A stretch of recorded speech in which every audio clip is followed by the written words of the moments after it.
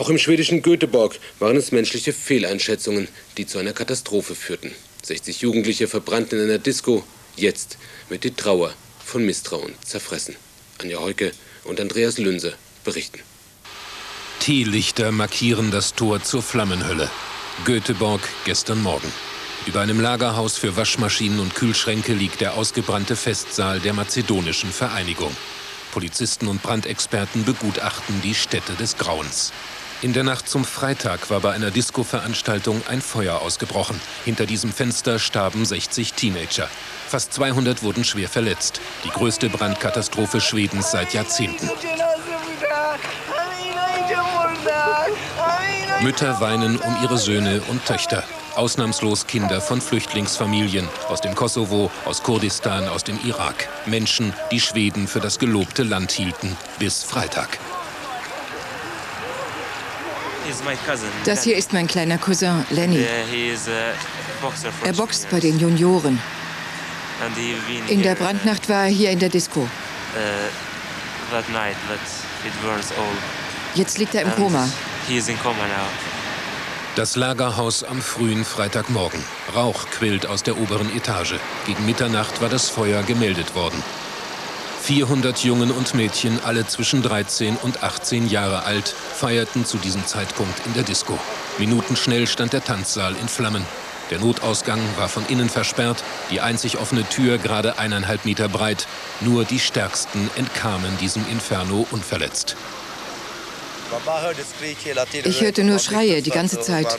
Von allen Seiten wurde wild hin und her geschubst und draufgeschlagen. Es waren so furchtbar viele Leute und es herrschte die totale Panik. Ich wusste erst gar nicht, wo ich hinlaufen sollte. Ich rannte einfach irgendwie los. Es herrschte totales Chaos. 190 Mädchen und Jungen wurden mit teils lebensgefährlichen Brand- und Rauchverletzungen in die Krankenhäuser gebracht. Verzweifelte Angehörige versuchten im Chaos der ersten Stunden herauszufinden, ob ihre vermissten Kinder wenigstens zu den Verletzten gehören oder ob sie auf die Identifizierung der oft bis zur Unkenntlichkeit verbrannten Leichen warten müssen.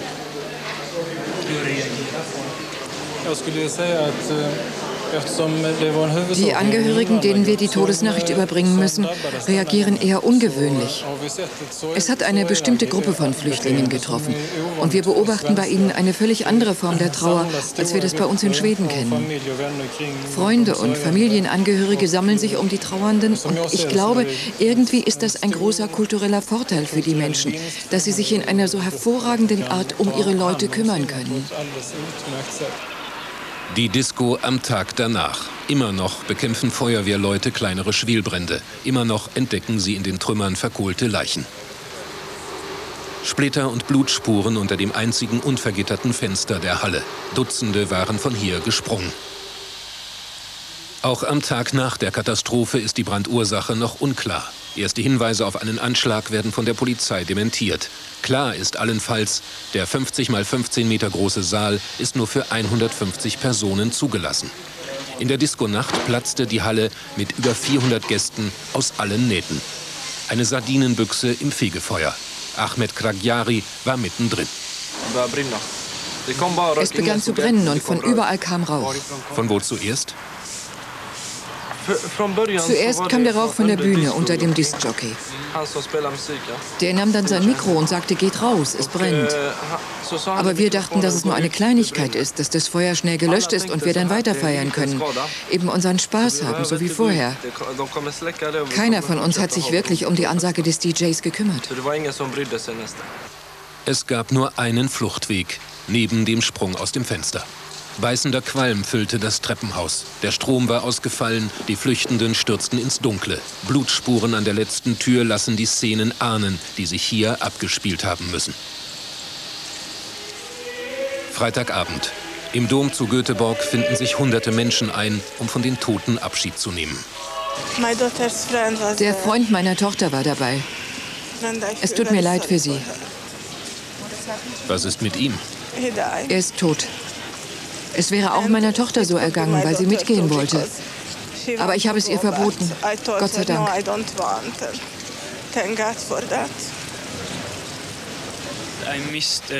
Ich habe den Bus verpasst, deshalb war ich nicht dort. Glück gehabt.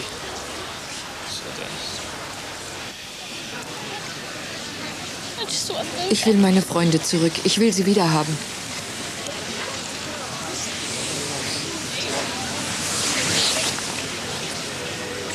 Seit dem Untergang der Estonia gab es in Schweden kein Unglück, das so viel Fassungslosigkeit auslöste.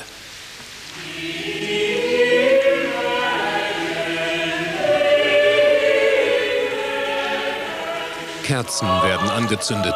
260 kleine Feuer gegen die Brandkatastrophe. Samstag um 12. Mittagsgebet in der Moschee. 80 Gläubige sind versammelt. Die Muslime trauern. Nicht nur um ihre jungen Glaubensbrüder, sondern auch um den Verfall islamischer Werte, der diese Tragödie nach Ansicht des Imams erst möglich werden ließ.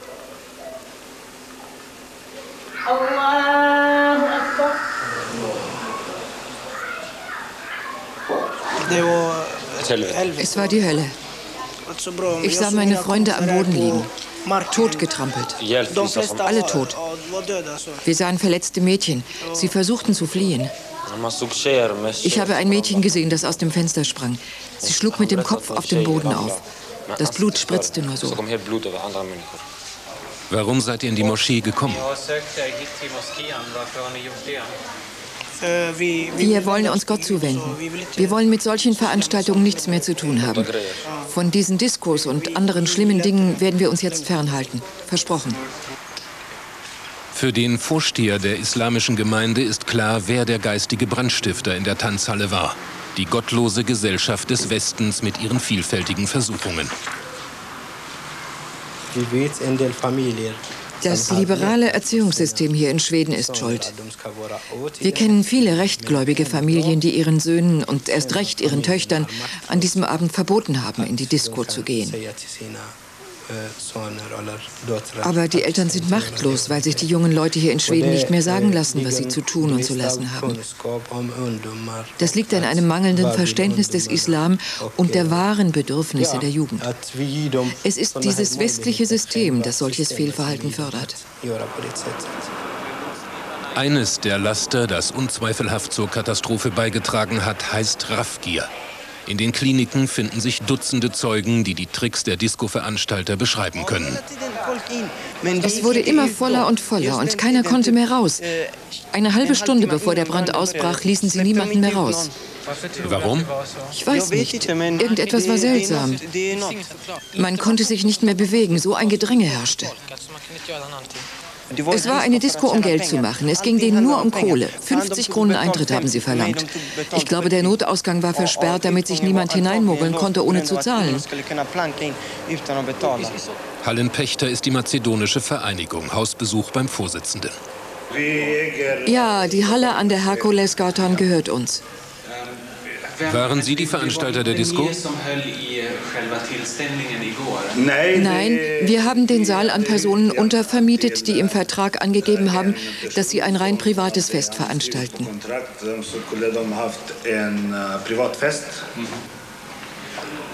Sie haben also gegen Geld vermietet? Natürlich, wir haben an Leute vermietet, die das nötige Geld dafür hatten. 500 Mark haben die Untermieter gezahlt, 8.000 haben sie durch Überbelegung verdient. Ein tolles Geschäft, das so oft funktionierte, bis zum Schluss.